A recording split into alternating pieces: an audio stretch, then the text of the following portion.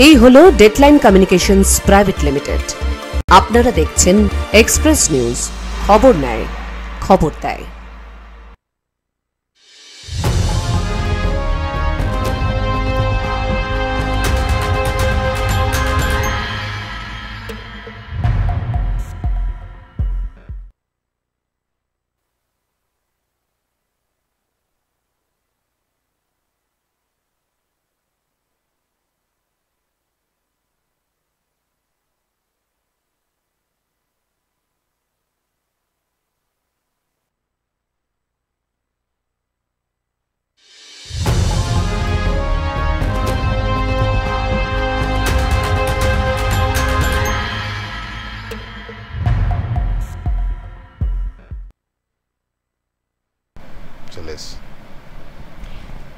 নমস্কার, এক্সপ্রেস নিউজে আপনাদের স্বাগত।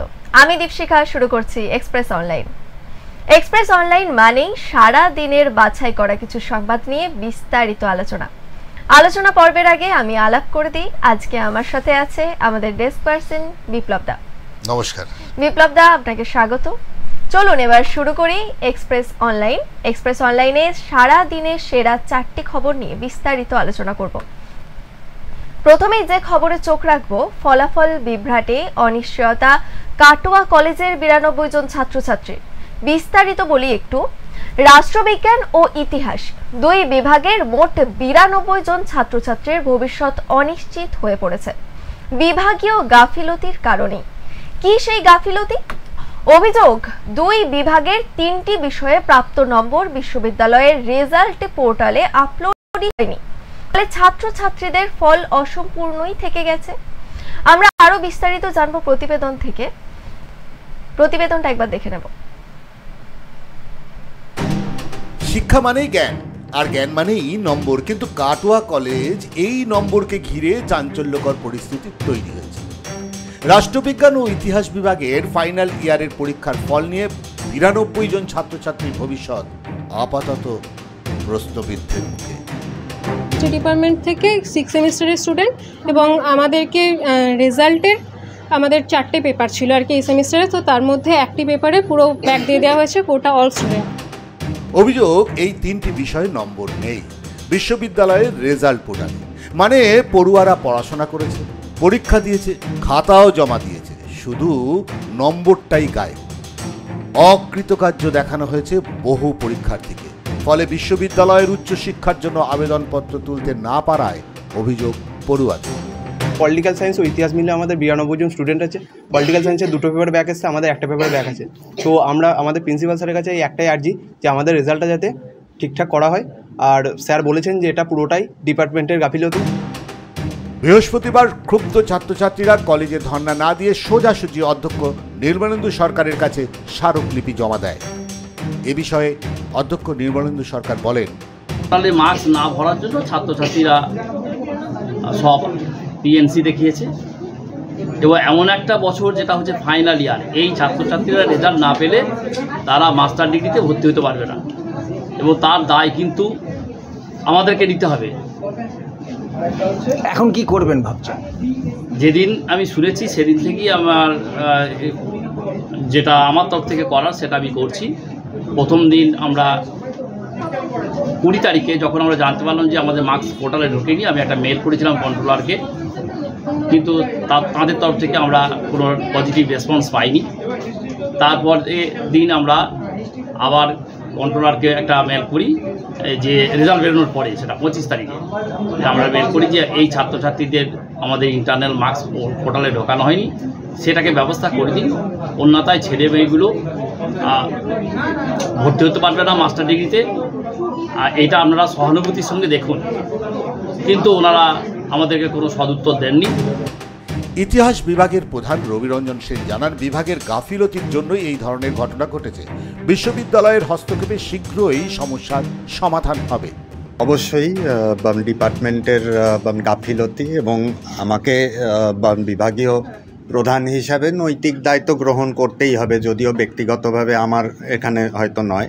দুর্ভাগ্যজনক যেটা হয়েছে, এবং আমরা জবে থেকেই এটা আমাদের নজরে এসেছে, অর্থাৎ গত 20 তারিখ থেকে হ্যাঁ, রেজাল্ট বেরোবারও আগে থেকে গত 20 তারিখ থেকে আমরা এটা নিয়ে লেগে আছি। এই একই সুরে রাষ্ট্রবিজ্ঞানের প্রধানও দায় স্বীকার করেন।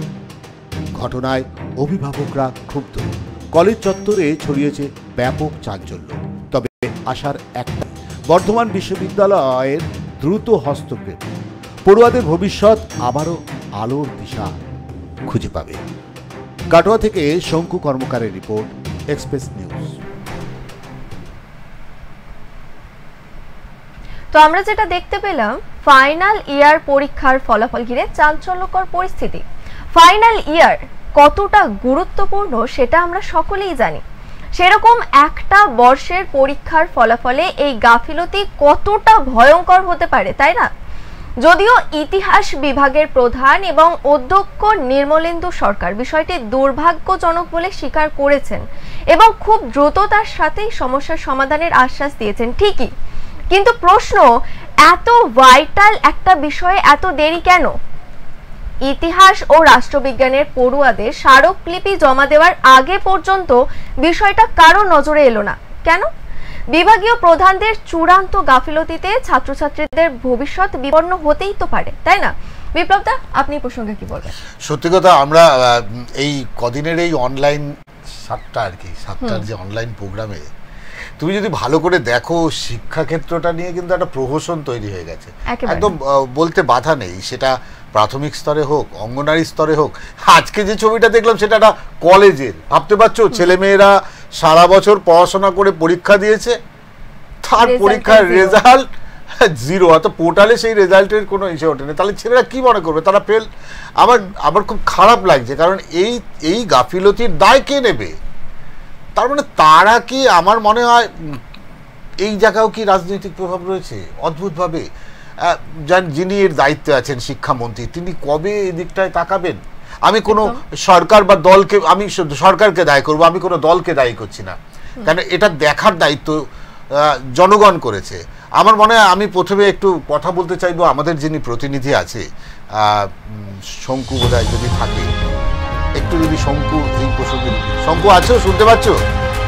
হ্যাঁ, শোনা যাচ্ছে একদম। শঙ্কু, যে ছবিটা বর্ধমানের দেখলাম, সত্যি বলতে কি এই মুহূর্তে বর্ধমানের, যখন আমি কল্যাণ চট্টোপাধ্যায়কে দেখছি নিটে প্রথম, আর তখন যখন এই ছবিগুলো দেখছি বারবার তোমাদের ক্যামেরায় যে ছবি ধরা পড়ছে, সত্যি খুব হতাশাজনক লাগছে না? তুমি তো সারাদিন ছিলে, খবরটার কি প্রেক্ষাপট ছিল কাল থেকে? হ্যাঁ, দেখো বিপ্লবদা, একটা কথা বলে রাখি, কাটোয়া কলেজের এরকম একটা চাঞ্চল্যকর পরিস্থিতির তৈরি হয়েছে ফাইনাল ইয়ারের পরীক্ষার ফলাফল ঘিরে। রাষ্ট্রবিজ্ঞান ও ইতিহাস এই দুই বিভাগে মোট 92 জন ছাত্রছাত্রীর ভবিষ্যৎ প্রায় অনিশ্চিত হয়ে পড়েছে এই বিভাগীয় গাফিলতির কারণেই। এই কারণ, বিভাগীয় গাফিলতির কারণ স্বীকারও করছেন কিন্তু কলেজের অধ্যক্ষ এবং যে সেই বিষয়ের যে প্রধান আছেন তিনিও। অভিযোগ যে দুই বিভাগের 3টি বিষয়ে প্রাপ্ত নম্বর বিশ্ববিদ্যালয়ের যে রেজাল্ট পোর্টালে আপলোডই হয়নি। যে দুটো বিভাগে পরীক্ষা হয়েছে, এই 3টি বিষয়ের যে নম্বর ছাত্রছাত্রীরা পেয়েছে সেই রেজাল্ট আপলোডই হয়নি কিন্তু পোর্টালে। এর ফলে ছাত্রছাত্রীদের যে ফল অসম্পূর্ণ থেকে গেছে, আর এর জেরেই তাদের দেখা যে অকৃতকার্য দেখানো হচ্ছে তাদের পরীক্ষার্থীদেরকে। এর ফলে তারা যে বিশ্ববিদ্যালয়ে উচ্চশিক্ষার জন্য আবেদন করবে সেটা কিন্তু ছাত্রছাত্রীরা করতে পারছে না। তার জন্যই কিন্তু একটা খারাপ পরিস্থিতি তৈরি হয়েছিল আমাদের কাটোয়া কলেজ চত্বরে। এই পরিস্থিতি নিয়ে ক্ষোভ কিন্তু ছড়িয়ে পড়তেই সমস্যা সমাধানের দাবি তুলে গতকাল আমাদের কাটোয়া কলেজের অধ্যক্ষ নির্মলেন্দু সরকারের কাছে একটা ছাত্রছাত্রীরা মিলে একটা স্মারকলিপি জমা দেয়। সেখানে ইতিহাস ও রাষ্ট্রবিজ্ঞানের যারা ছাত্রছাত্রী ছিল তারা। এবার এই পরিপ্রেক্ষিতেই আমাদের কাটোয়া কলেজের যে অধ্যক্ষ নির্মলেন্দু সরকার, তিনি যেটা জানিয়েছেন যে এটা একেবারেই মেনে নেওয়া যায় না, কারণ বিভাগীয় প্রধানদের যে চূড়ান্ত গাফিলতিতে ছাত্রছাত্রীদের ভবিষ্যৎ বিপন্ন হচ্ছে।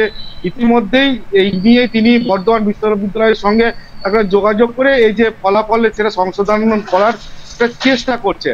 কিন্তু এই যে ফলাফল বেরিয়েছে, ছাত্রছাত্রী যে 92 জন ছাত্রছাত্রী কাটোয়া কলেজে পড়াশোনা করে তারা পরীক্ষা দিয়েছে এবং তাদের যে রেজাল্টটা এখনো পর্যন্ত আপলোড হয়নি, এবার তারা কিন্তু বিশ্ববিদ্যালয়ের উচ্চশিক্ষার জন্য যোগাযোগ করতে পারছে না। এই ক্ষেত্রে কিন্তু তাদের যে ভবিষ্যৎ, এই পরে যে ভবিষ্যৎটা সেটা কিন্তু অনেকটাই বিচ্ছিন্ন হচ্ছে বা নষ্ট হচ্ছে বলে বোঝা যাচ্ছে।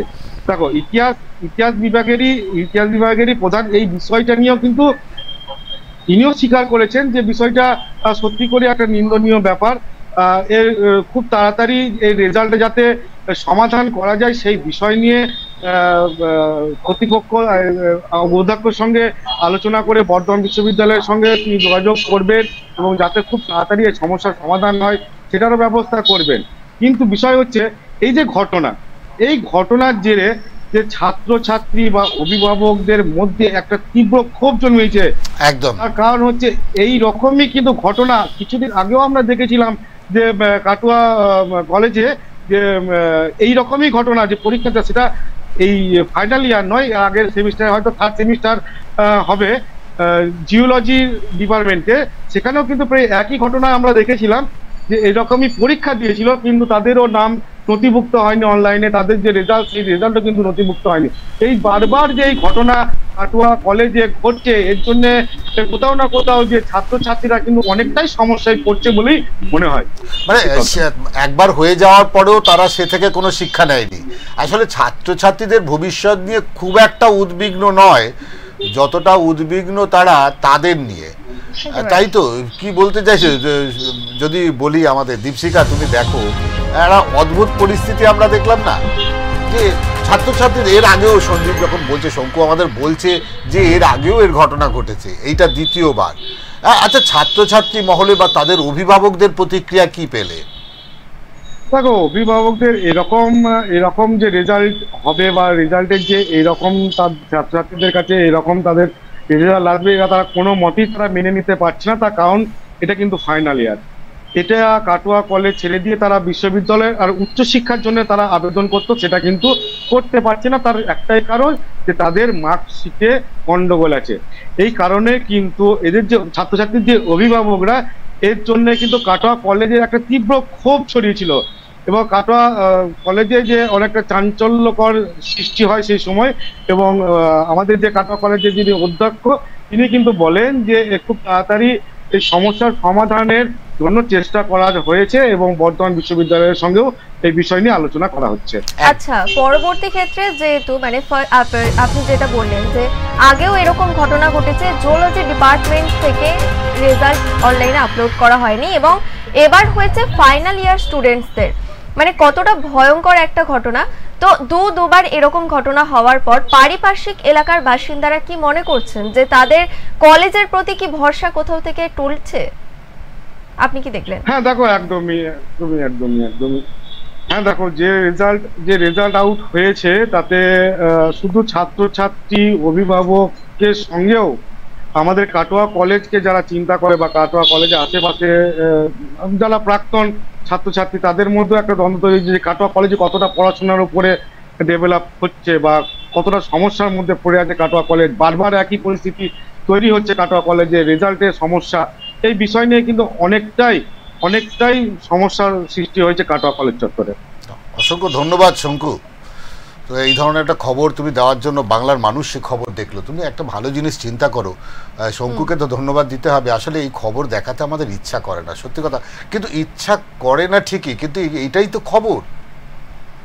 আমরা এই খবর দেখাতে ভালো লাগে না, কারণ এই খবর দেখে জনমানুষের সত্যি খারাপ ধারণা হবে শিক্ষার হাল কি।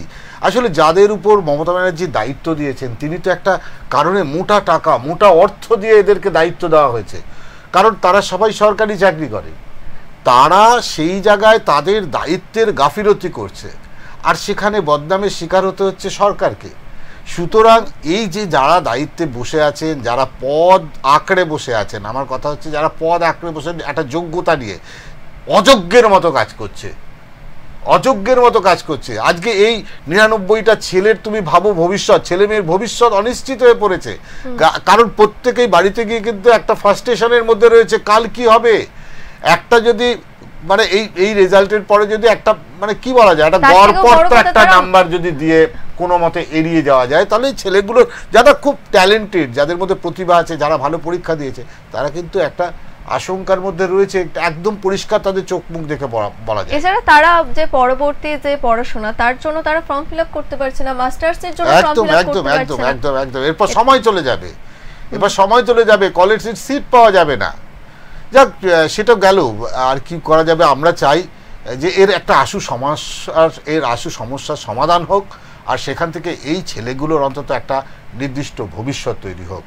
তারা কলেজে বিশ্বভারতী বা যেখানেই হোক বিশ্ববিদ্যালয়ে তারা ভর্তি হোক এবং আরো বেটার অপরচুনিটি পাক এবং আরো ভালো শিক্ষার সুযোগ পাক। আমরা যদি পরবর্তী খবরে যাব, এবার আমরা যে খবরের দিকে নজর রাখবো, সেই সমস্ত খবর দেখলে সত্যিই আবারও মনে হয় যে আমরা কোন সমাজে বসবাস করছি।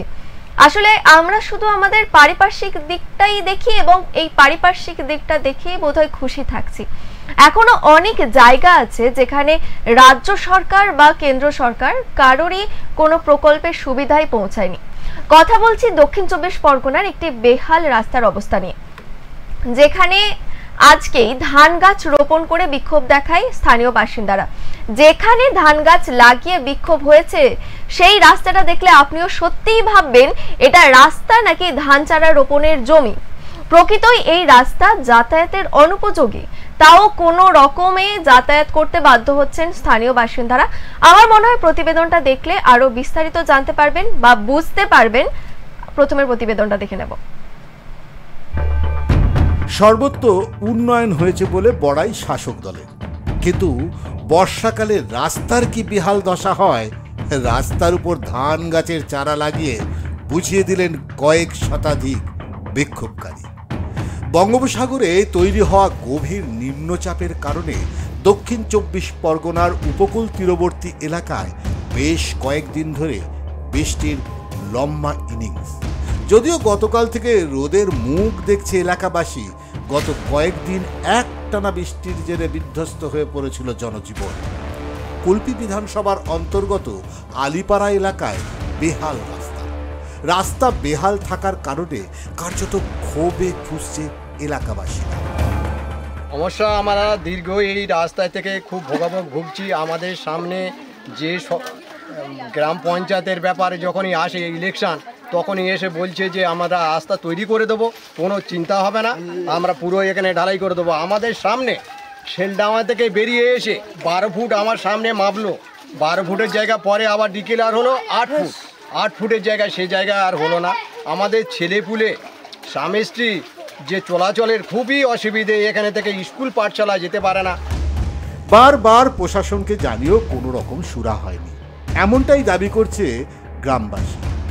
1.5 কিলোমিটার রাস্তা বেহাল হয় না। আমরা রামকৃষ্ণপুর অঞ্চলের বাসিন্দার আলিপাড়া গ্রাম, আমরা কিন্তু দীর্ঘদিন এই রাস্তায় কাদা হাঁটছি, বুঝেছ, কিন্তু আমরা বলে হচ্ছে না। ব্লক সভাপতিকে আনলুম, ব্লক সভাপতিকে এনে ওনাকে দেখালুম, উনি প্রতিশ্রুতি দিয়ে গেল যে হ্যাঁ রাস্তা করে দেবো, এবং এমএলএর কাছে আমরা বলছি যে আপনি এটা দেখুন, হ্যাঁ ঠিক আছে, কিন্তু কোনো মতো আমাদের রাস্তা হচ্ছে না। স্কুলে যেতে পারছে না, স্কুলে তো ছেলে মেয়ে যায় না, গেলে তো পড়ে যাচ্ছে, পড়ে গেলে কাপড় টাপড় ভিজে যাচ্ছে, তারা যেতে পারছে না। এই রাস্তা দিয়ে প্রতিনিয়ত নিত্য প্রয়োজনে কাজের জন্য গ্রামবাসীরা গ্রামের বাইরে একাধিক জায়গায় যেতে হয়, কিন্তু রাস্তার বেহাল থাকার কারণে সমস্যার সম্মুখীন হতে হয় এলাকার মানুষদের। এছাড়াও স্কুলে যাওয়ার সময় ছাত্রছাত্রীদের বেহাল রাস্তার কারণে ভোগান্তির চরম শিকার হতে হয়। রাস্তা সংস্কারের দাবিতে রাস্তা অবরোধ করে অভিনব কায়দায় বিক্ষোভ দেখায় গ্রামবাসীরা। বেহাল রাস্তার উপরে ধানের চারা রোপণ করে বিক্ষোভ দেখায়। ভোটের সময় প্রতিশ্রুতি রাস্তা হবে, কিন্তু ভোট মিটে গেলেই সেই রাস্তা আবার সেই আগের মতো। গ্রামবাসীদের দাবি এই বেহাল রাস্তা সংস্কার করে কংক্রিটের ঢালাই রাস্তা নির্মাণ করুক প্রশাসন। এ বিষয়ে কুলপির পঞ্চায়েত সমিতির কর্মাধ্যক্ষ শাসক দলের ব্লক সভাপতি সুপ্রিয় হালদারের বক্তব্য বড়ই অদ্ভুত। রাস্তাটি 2টি গ্রাম পঞ্চায়েতের মধ্যস্থলে অবস্থিত, তাই কাজ করার সমস্যা হচ্ছে। শুনুন তিনি কি বলছেন। একটা আছে, সেটা হচ্ছে রাস্তাটা 2টো অঞ্চলের মধ্যে পড়ে, একটা করঞ্জলি, একটা রামকৃষ্ণপুর অঞ্চল। এই 2টো অঞ্চলে পড়ায় স্কিমটা অর্ধেক হয়ে যাচ্ছে। তো 2টো অঞ্চল গেলবারে ওরা স্কিম ধরেছিল, কিন্তু আলাদা আলাদা করে তো স্কিম ধরতে পারবে না, কিন্তু আমরা এই রাস্তাটা পথশ্রী করে দিয়েছিলাম। তবে এ বিষয়ে জেলা শাসক সুমিত গুপ্তা জানান, রাস্তাগুলো তো যেভাবে রাস্তাগুলো আমাদের যে কোনো রাস্তাই হোক, পঞ্চায়েতের রাস্তা হোক কি জেলা পরিষদ, SRDA নাকি PWD, অনেক এজেন্সিগুলো রয়েছে, সেই এজেন্সিগুলো কনসার্ন রাস্তার উপরে কাজ করছে। এত বৃষ্টি আমরা লাস্ট যে এক আধ মাসে বৃষ্টি আমার মনে হচ্ছে সব রেকর্ড ভেঙে গেছে এখানে আমাদের জেলায়, কিন্তু কখনো এত বৃষ্টি গত লাস্ট 5-7 বছরে কিন্তু হয়নি। ওই বৃষ্টির জন্য আরও বেশি আমাদের বৃষ্টি এখানে অনেক বেশি এবার হয়েছে, তো সেই জন্য কিছু একটা রাস্তা কবে হবে রাস্তা সেদিকে চাতক পাখির মতো তাকিয়ে রয়েছে এলাকার মানুষ। Bureau report, express news. ঘটনাটি কুলপি বিধানসভার অন্তর্গত অলিপাড়া এলাকায়। এই রাস্তার চরম বেহাল দশা। গ্রামবাসীদের অভিযোগ, বারংবার জানানো হয়েছে প্রশাসনিক কর্তাদের, কিন্তু নিটফল জিরো। তাদের প্রশ্ন একটাই, আর কবে? আদৌ কি হবে? আচ্ছা বিপ্লব দা, আপনার কাছে আমি জানতে চাইবো, আপনি কি মনে করেন এগুলো কি প্রশাসনের গাফিলতি নাকি ইচ্ছাকৃতভাবে এই রাস্তা করা হচ্ছে না? মানে প্রতি বছর রাস্তা করার একটা দোহাই দিয়ে ভোট পাওয়ার কি এটা একটা উপায় হয়ে দাঁড়াচ্ছে বলে আপনি মনে করছেন? একদম, তুমি একটা দারুণ কথা বলেছো। তুমি যদি দেখো এখন প্রত্যেকটা পঞ্চায়েতের কিন্তু রাস্তা প্রায় 80% রাস্তা হয়ে গেছে, মানে সব কংক্রিটের রাস্তা হয়ে গেছে, আগের মতো আর কাঁচা রাস্তা নেই। এই যে গ্রামের কথাটা বলছো, অদ্ভুত যুক্তি দেখাচ্ছে, যে যুক্তিটা ভীষণ খারাপ লাগছে, যে উনি একজন পদে বসে আছেন, উনি যুক্তি দেখাচ্ছে এই রাস্তাটা দুটো গ্রামের মাঝখানের রাস্তা। কতটা রাস্তা? 1.5 থেকে 2 কিলোমিটার রাস্তা। এই 1.5 থেকে 2 কিলোমিটার রাস্তা দুটো পঞ্চায়েতের মাঝখানে, তাহলে ওটা কি নোম্যান্স ল্যান্ড নাকি দুটো পঞ্চায়েতের? এক্স্যাক্টলি অদ্ভুত। আমার মনে হচ্ছে যেন দুটো বর্ডারের, বাংলাদেশ আর ভারতের বর্ডারের মাঝখানের জায়গা। আরে তারা তাদের নৈতিক অধিকার চাইছে। আসলে যেটা বলা উচিত, যে গাফিলতি ছিল, আমাদের ডিএম সাহেব যে কথাটা বললেন, যে জেলায় সবচাইতে বেশি বৃষ্টিপাত হয়েছে, যে বৃষ্টিপাতের কারণে রাস্তা ঠিক করা যায়নি, সব রাস্তাই খারাপ হয়ে গেছে। আচ্ছা এই যে রাস্তাটা, এই রাস্তাটা আপনি রাস্তা বলবেন? এলাকাবাসী বলছে শুধু প্রতিশ্রুতি দিয়ে গেছে ভোটের আগে, ভোট হয়ে গেলে আর কাউকে এখানে দেখা যায় না। আমার মনে হয় আমরা যত না বলছি, আমাদের প্রতিনিধি যিনি আছেন তার থেকেও কিছু শোনা উচিত আর কি, যিনি খবরটা করেছেন। রেবতী মালির সঙ্গে যদি আমরা কোনোভাবে একটু যোগাযোগ করতে পারি। রেবতী, শুনতে পাচ্ছ? কি বলবে তোমার দক্ষিণ 24 পরগনার এমন একটা সুন্দর রাস্তা, যেটা রাস্তা বলবো, পুকুর বলবো না, ফুটবল খেলার মাঠ বলবো না, ধান চাষের জমি বলবো, কি বলবো বলো তো? দেখো, তোমাকে বলে রেখি বিপ্লব দা, দক্ষিণ 24 পরগনা জেলার কুলপি বিধানসভা এলাকায় একবারে রামকৃষ্ণ গ্রাম পঞ্চায়েত এলাকার অন্যদিকে আছে করঞ্জলি, এই দুটি গ্রাম পঞ্চায়েতের মাঝখানে রয়েছে একটি রাস্তা, যে রাস্তার সংস্কারে এমনই বেহাল অবস্থা হয়েছে। কারণ এর কয়েক সপ্তাহ আগে আমরা দেখেছি যে 1 সপ্তাহ জুড়ে যে বৃষ্টি হয়েছে, সেই বৃষ্টির বেহাল দশার অবস্থার ফলে চারিদিক জলে মগ্ন হয়ে গেছে। পরবর্তী কালে যখন জলটা গড়িয়ে যায়, সেই জায়গায় তো চলা দূরের কথা, সেই জায়গায় এখন শুধু চাষযোগ্যর মতনই, জমির মতনই অবস্থা হয়ে গেছে। কারণ আমরা দেখেছি রাস্তায় গাছ লাগাতে দেখেছি, রাস্তায় যানবাহন যেতে দেখেছি, মানুষজনকে হাঁটতে দেখেছি, কিন্তু রাস্তার মধ্যে ধান চাষ এই প্রথম দেখলাম। কারণ মানুষ আজ বিক্ষোভে ফেটে পড়ছেন, কারণ ভোটের সময় ভোট আনতে আসে, প্রতিশ্রুতি দেয় রাস্তা করে দেবে, কিন্তু ভোট চলে গেলে তাদেরকে এরকম ভাবে এই কাদা রাস্তায় তাদেরকে হাঁটতে হয়, এই বেহাল রাস্তায়। সামনে স্কুলে যেতে হয়, ICDS সেন্টার। এবং আরেকটা বিষয় যেটা বলে রাখবো বিপ্লব দা, এই রাস্তা খারাপের জন্য বিয়ে ভেঙে যাচ্ছে। ভাবা যায়, বিয়ের সম্বন্ধ আসলে বলছে যে রাস্তা খারাপ, কি করে সম্বন্ধ তৈরি করব, বিয়ে ভেঙে যাচ্ছে, প্রসূতি মা যেতে যেতে এইখানে মারা যাচ্ছে। এবং কি ICDS সেন্টারে যাওয়ার সময় ছোট ছোট বাচ্চারা যেতে পারছে না, স্কুলে যাওয়ার সময় স্কুলে যেতে যেতে পোশাক নোংরা হয়ে যাচ্ছে, নয় তারা ফিরে আসছে, নয় তারা নোংরা জামা কাপড় নিয়ে তারা স্কুলে যাচ্ছে। আর একটা বলে রাখি, বিভিন্ন কাজে যখন মানুষ বেরোচ্ছে এইরকম একটা রাস্তা দিয়ে, কখনো বা ব্যাগ কাঁধে নিচ্ছে, জুতো বগলে নিচ্ছে, এইভাবে তাদের দিন কাটছে।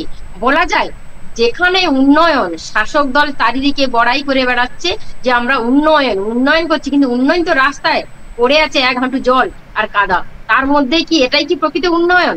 বিপ্লব দা, তুমি কি বলতে চাইছো অনুব্রতর কথা, উন্নয়ন রাস্তায় দাঁড়িয়ে আছে, যে উন্নয়ন আমরা প্রত্যক্ষ করছি?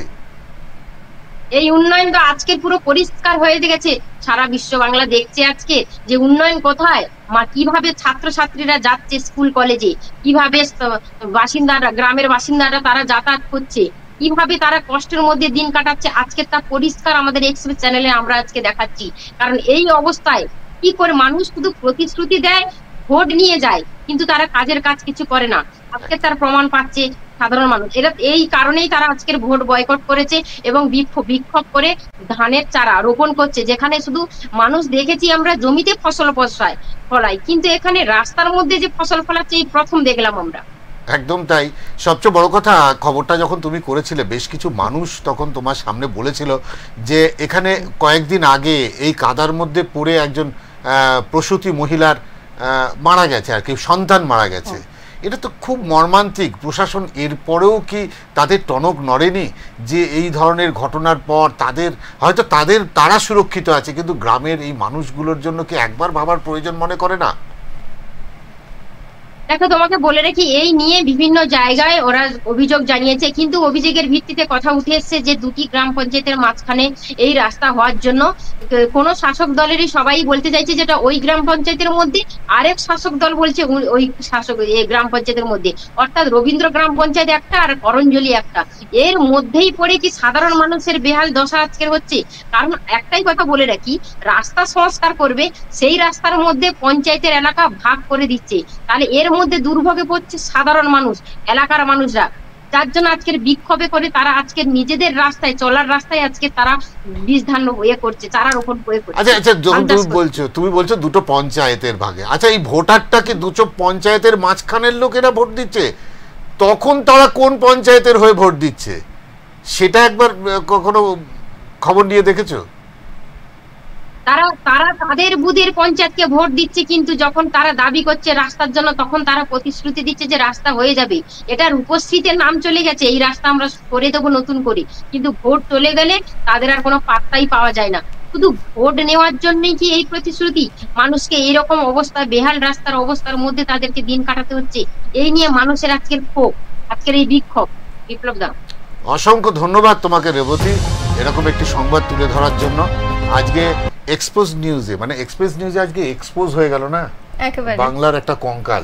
যাক, আমরা বলছি রাজ্যের মুখ্যমন্ত্রী মমতা বন্দ্যোপাধ্যায় যখন চাইছি বাংলাকে সোনার বাংলা, রূপসী বাংলা গড়ার কথার জন্য একাধিক প্রকল্প নিয়েছে, যে প্রকল্পে গ্রাম বাংলার কয়েক লক্ষ মানুষ প্রায় উপকৃত হয়েছে। কয়েক লক্ষ বললে ভুল হবে, কোটি মানুষ উপকৃত হয়েছে বিভিন্ন প্রকল্পের হাত ধরে।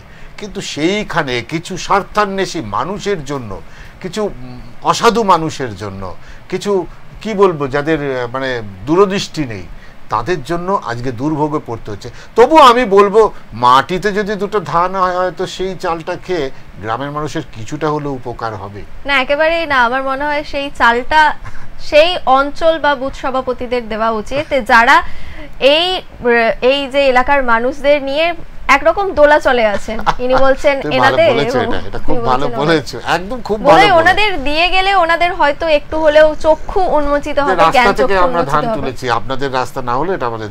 ঠিক আছে, খুব ভালো, একটা ভালো খবর আপনারা দেখলেন। আপনাদের কেমন লাগছে এই অনুষ্ঠান আপনারা কিন্তু জানাতে পারেন, এবং সরাসরি আমাদের যে ইউটিউব আছে সেইখানে আপনারা এই খবর কিন্তু পরবর্তীকালের সময় দেখে আপনাদের মতামত জানাতে পারেন। লাইভে আমাদের যে টোল ফ্রি নাম্বার চলছে তাতেও আপনারা আপনাদের মতামত জানাতে পারেন। এবার আমরা যাব আমাদের পরবর্তী যে খবরে চোখ রাখবো, চিতাবাঘের আতঙ্ক। বারংবার খবরে আসছে চিতাবাঘের নানা গতি প্রকৃতির খবর। জলপাইগুড়ি জেলার বর্তমানে চিতাবাঘের আতঙ্কের আঁতুড়ঘর হয়ে দাঁড়িয়েছে। পুনরায় খবরের শিরোনামে আজকেও এসেছে চিতাবাঘের যে খবর ফাঁপড়ে, তবে এবার যে খবরটা এসেছে সেটাতে ফাঁপড়ে পড়েছে চিতাবাঘ যে নিজেই। মুরগি ধরতে এসে নিজেই পড়ে গিয়েছেন কুয়োর জলে। বুধবার রাতে ঘটনাটি ঘটলেও বাঘটিকে দেখতে ভিড় জমান শ্রমিক পল্লীর বিভিন্ন বাসিন্দারা। তবে বিগত 1 মাসের মধ্যে জলপাইগুড়ির নানা প্রান্ত থেকে চিতাবাঘের আতঙ্কের নানা তথ্য উঠে এসেছে। বিস্তারিত আসবো, তার আগে প্রতিবেদনটা দেখে নেব। বারংবার খবরের পর্দায় আসছে চিতাবাঘের আতঙ্কের খবর। খাবারের সন্ধানে বারবার লোকালয়ে ঢুকে পড়ছে চিতাবাঘ। দীর্ঘদিন ধরে চিতাবাঘের আতঙ্কে দিন কাটাচ্ছেন সাধারণ মানুষ। বৃহস্পতিবার রাত্রে চা বাগানের শ্রমিক মহল্লায় এক শ্রমিকের বাড়িতে থাকা কুয়োর মধ্যে পড়ে যায় একটি পূর্ণবয়স্ক চিতাবাঘ। মাটিয়ালি ব্লকের ইনডং চা বাগানের টুন্ডু লাইন এলাকায় ঘটনাটি ঘটে। টুন্ডু লাইন এলাকার শ্রমিক সুকনাথ গোয়ালার বাড়িতে থাকা কুয়োর মধ্যে ওই চিতাবাঘটি পড়ে যায়। প্রথমে বাড়ির লোকজন কুয়োর মধ্যে থাকা চিতাবাঘটিকে ছোটাছুটি করতে দেখে। খবর পেয়ে এলাকায় পৌঁছায় খুনিয়া স্কোয়াডের বনকর্মী সহ মেটেলি থানার পুলিশ। বন দপ্তরের তরফে কুয়ো থেকে চিতাবাঘটিকে উদ্ধারের চেষ্টা চলছে। একটা বাড়ি চা বাগান লাগোয়া বাড়ি একটা। আচ্ছা, তো মুরগি ধরতে এসেছি, পাটা তো নিচে ফেলবো, ফেলে ওখানে বাঘটা যখন উঠবে আমরা ট্যাঙ্ক প্রেস করবো, ট্যাঙ্ক প্রেস করে নেটিং এর সাহায্যে রেস্কিউ করবো। বিগত 10 দিনের মধ্যে জেলার বিভিন্ন প্রান্ত থেকে চিতাবাঘের আতঙ্কের খবর শিরোনামে আসছে। 20 তারিখ ডুয়ার্সের মাল মহকুমার কুমলাই গ্রাম পঞ্চায়েতের নেপুচাপুর ডিভিশন এলাকায় চা বাগান থেকে খাঁচাবন্দি হয় একটি চিতাবাঘ। অতঃপর বুধবার রাতে চিতাবাঘের হামলায় প্রাণ যায় এক কিশোরের। ঘটনাটি ঘটে জলপাইগুড়ি জেলার বানারহাট থানার আংরাভাষা 2 নম্বর গ্রাম পঞ্চায়েতের মোগলকাটা চা বাগান সংলগ্ন খুঁটাবাড়িতে। সন্ধ্যার সময় নিজের বাড়ির সামনে থেকে খেলাই মত্ত কিশোরটিকে টেনে নিয়ে যায় চিতাবাঘ। বাঁচানোর চেষ্টা করলেও শেষ চেষ্টা হয় না।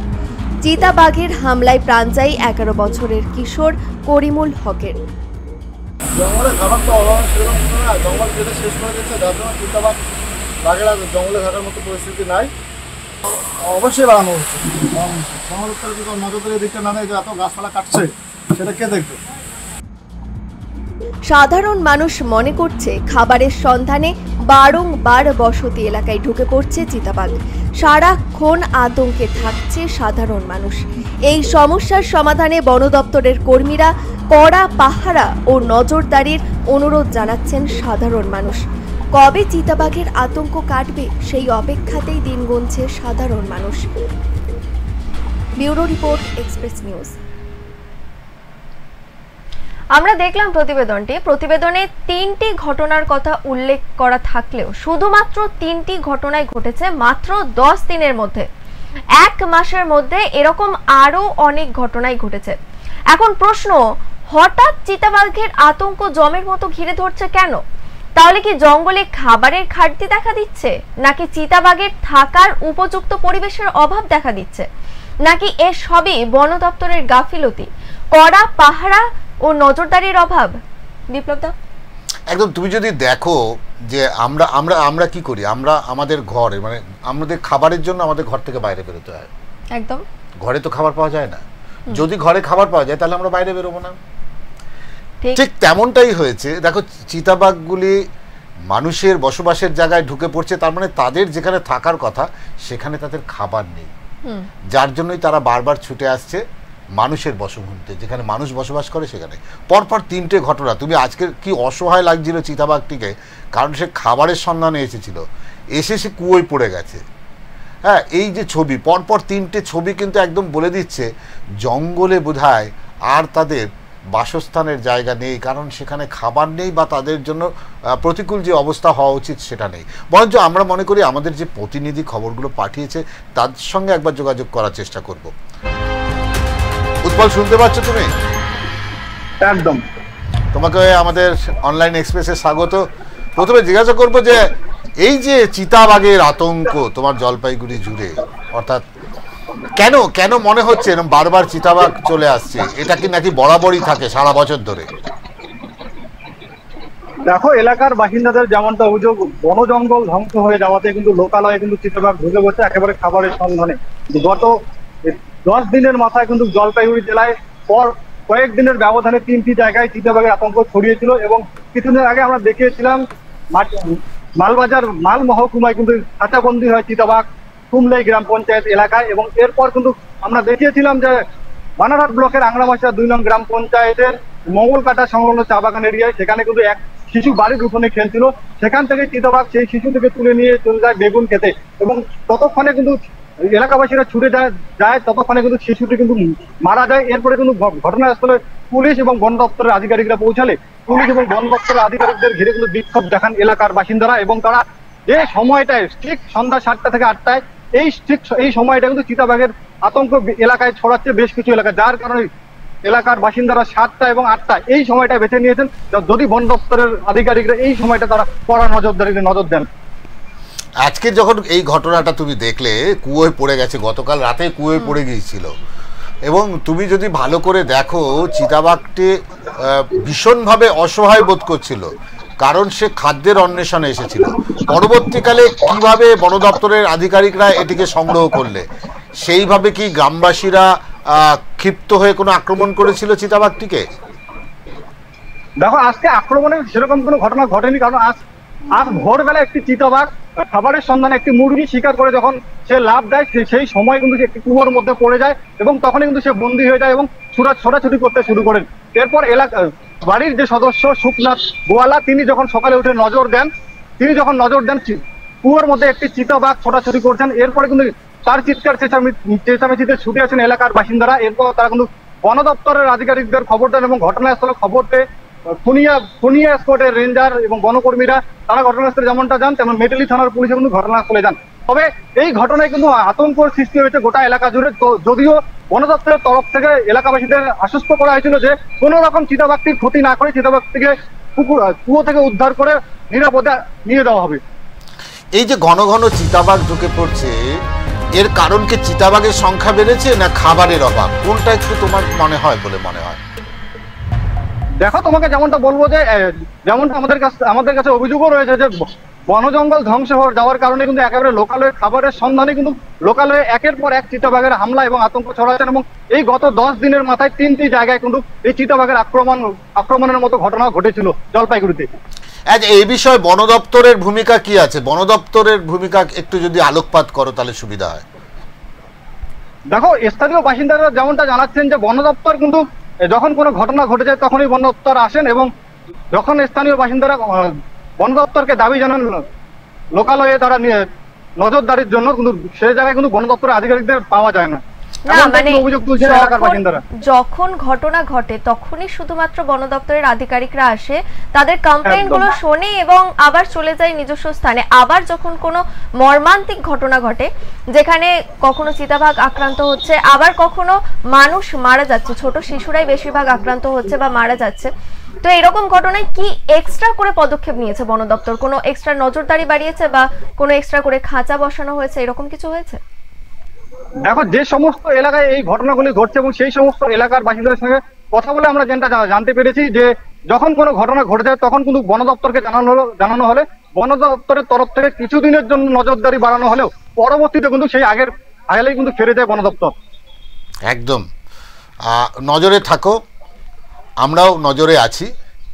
কারণ হচ্ছে চিতাবাঘ যে হারে বেরিয়ে আসছে, হয়তো আজকে একটা ছোট্ট শিশুর মৃত্যু হয়েছে, আগামী দিনে যাতে না হয় সেই দিকটা যেন প্রশাসন নজর রাখে। আর তুমি আমাদের সঙ্গে খবরে থাকো।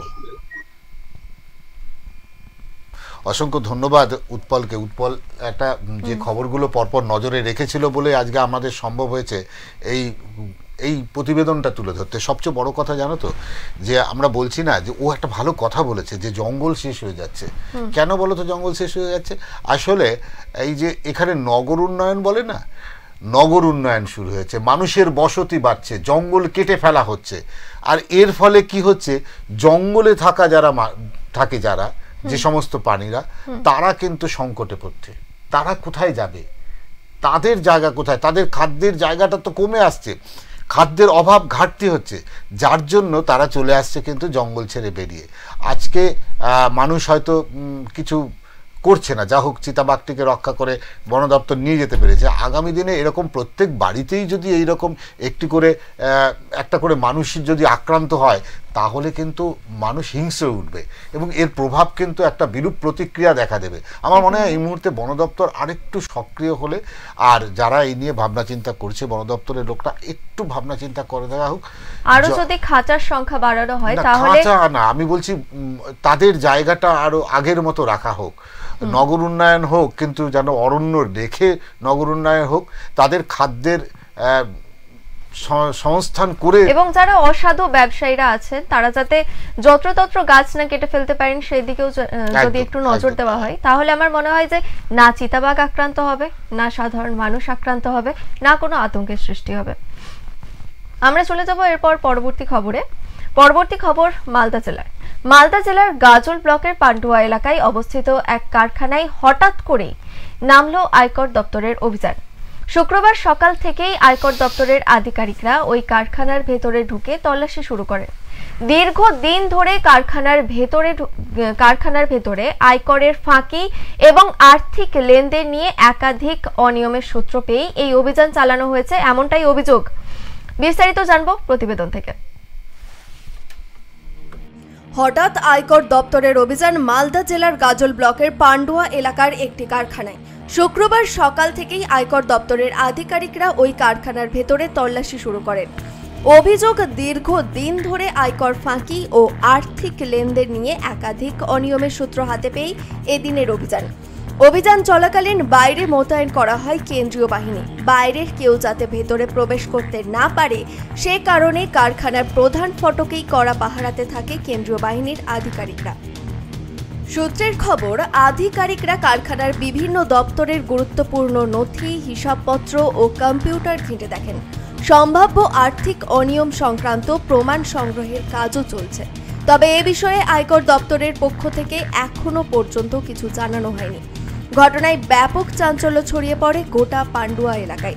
স্থানীয় বাসিন্দাদের অনেকে জানিয়েছেন কারখানার মালিকদের বিরুদ্ধে আর্থিক অনিয়ম ও বেআইনি লেনদেন নিয়ে অভিযোগ বহুদিনের। কিন্তু এবার আয়কর দপ্তর সরাসরি অভিযান করায় তাদের অনুমান এবার অন্তত সত্যিটা সামনে আসবে। Bureau report, express news.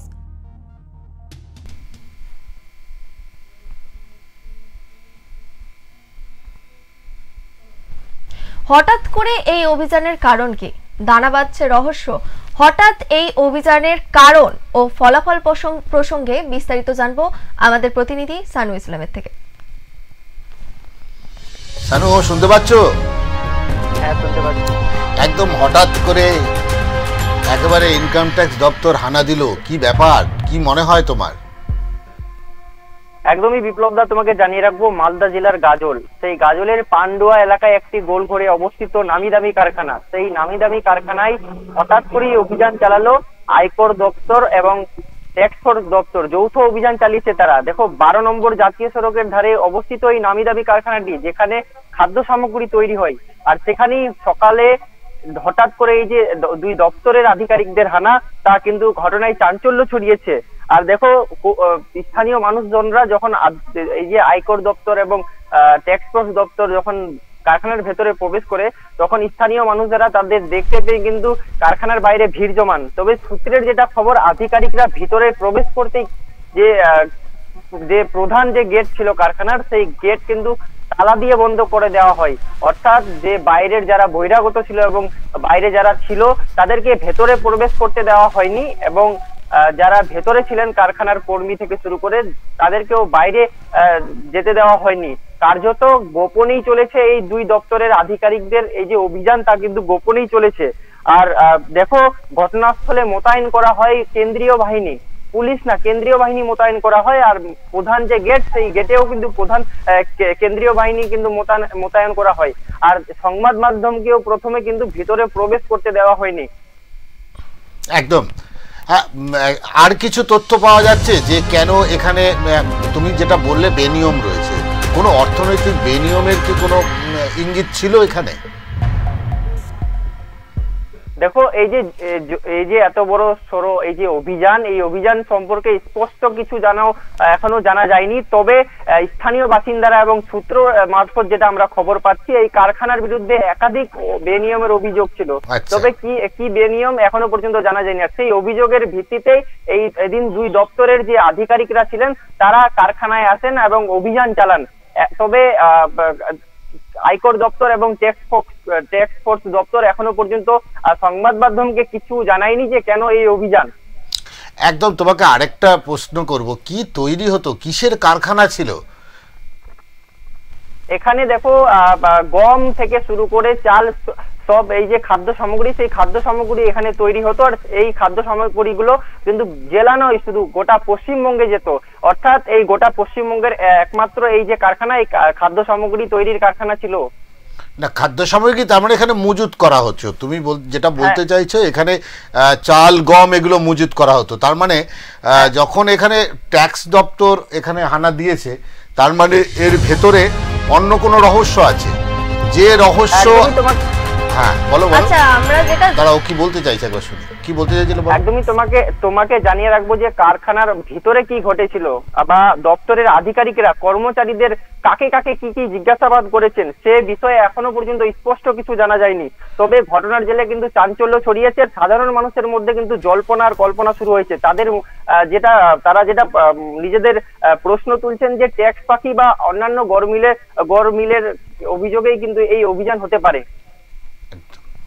আচ্ছা, আমরা যেটা জানতে পারলাম তোমার পাঠানো যে সংবাদ সেখান থেকে, যে বিভিন্ন রকম নথিপত্র এবং কম্পিউটার ঘেঁটে দেখছিল আয়কর দপ্তরের আধিকারিকরা, তো সেখান থেকে কি কোনো তথ্য পেয়েছো, তুমি কি জানতে পারছো? একদমই, আধিকারিকরা ভেতরে প্রবেশ করতেই কিন্তু কারখানার সমস্ত কিছু নথিপত্র থেকে শুরু করে সমস্ত কিছু কিন্তু তারা যাচাই করেন। তবে সেখান থেকে কি তথ্য উঠে আসে এখনো পর্যন্ত জানা যায়নি এবং আধিকারিকদের সঙ্গে আমরা যোগাযোগ করার চেষ্টা করেছিলাম, তারা কিন্তু এখনো পর্যন্ত সংবাদ মাধ্যমকে কিছু জানাতে চায়নি। তবে এখন সকলের নজর আয়কর দপ্তর এবং ট্যাক্স দপ্তরের উপর, তারা কি পদক্ষেপ নেয় পরবর্তীতে সেদিকেই এখন নজর তাকিয়ে রয়েছেন। আচ্ছা, সাধারণ মানুষের যেটা বক্তব্য যে সত্যিটা এবার সামনে আসুক, বিভিন্ন অনেক দিন ধরে তারা সন্দেহ করছিল যে একাধিক অনিয়ম হয়েছে, আর আয়করের ফাঁকি এবং আর্থিক লেনদেন নিয়ে একাধিক অনিয়মের সূত্র তারা পেয়েছিল, যে সাধারণ মানুষ মনে করেছিল যে এরকম কিছু হয়েছে এখানে। তো সাধারণ মানুষ বারবার এটাই অভিযোগ করছে যে সত্যিটা এবার সামনে আসুক। তো কোন সত্যির কথা বলছে সাধারণ মানুষ, তুমি কি জানতে পারছো? তারা যেটা শুনেছিলেন যে একাধিক গড়মিল রয়েছে, নথিপত্রে গড়মিল রয়েছে এবং সেখানে যে খাদ্য সামগ্রী তৈরি হয় সেই খাদ্য সামগ্রীতেও গড়মিল রয়েছিল, আর তারা এই ঘটনা শুনেছিলেন। কিন্তু আজ এই যে আয়কর দপ্তর এবং ট্যাক্স দপ্তরের যে যৌথ অভিযান, তা কিন্তু স্পষ্ট যে সাধারণ মানুষ যেটা শুনেছিলেন তা কিন্তু ঘটনা সত্যি, এমনটাই কিন্তু তারা জানাচ্ছেন। এর মধ্যে কোনো রাজনৈতিক যোগ নেই তো? না, রাজনৈতিক কোনো যোগ পাওয়া যায়নি এখনো পর্যন্ত। অসংখ্য ধন্যবাদ তোমাকে শানু, থাকো খবরের মধ্যে থাকো, আরও বিস্তারিত খবর আসলে অবশ্যই আমরা আগামী দিনে এক্সপোজ করব। কি দেখলে দীপশিকা? দেখো, বাংলায় এইরকম ছোট বড় বহু কারখানা আছে, এই আয়কর দপ্তর হানা দেবে এটা খুব স্বাভাবিক, গড়মিল হলেই হানা দেবে এটা স্বাভাবিক, কিন্তু কোথাও যেন উদ্দেশ্য প্রণোদিতভাবে না হয়। কারণ আমরা দেখেছি আজ পর্যন্ত যে কটা জায়গায় এরকম হানা দেওয়া হয়েছে তার কিন্তু পরবর্তীকালে প্রেস মিট করে বা পরবর্তীকালে সংবাদ মাধ্যমে আমরা কিন্তু সেইভাবে কিন্তু তার কোনো রেজাল্ট পাইনি, যেটা জনমানসে কিন্তু তার বলবে যে তদন্তের স্বার্থে। কিন্তু এখন মানুষ ডিজিটাল ইন্ডিয়া হয়েছে, মানুষ এটা জানতে চায়, আবারও সেই একই রকম ভাবে আয়কর দপ্তরের হানা এবং একই রকম ভাবে আমরা হয়তো এর খবরটা জানতে পারবো না। তো আজকের অনুষ্ঠান এই পর্যন্তই। এক্সপ্রেস অনলাইনে থাকার জন্য ধন্যবাদ। চোখ রাখুন এক্সপ্রেস নিউজের পর্দায়। এক্সপ্রেস নিউজ, খবর নেয়, খবর দেয়। নমস্কার। নমস্কার।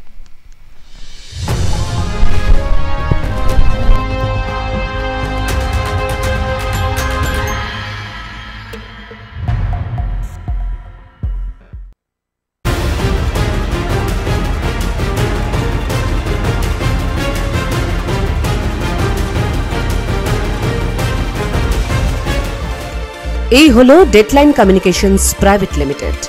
আপনারা দেখছেন এক্সপ্রেস নিউজ, খবর নেয়, খবর দেয়।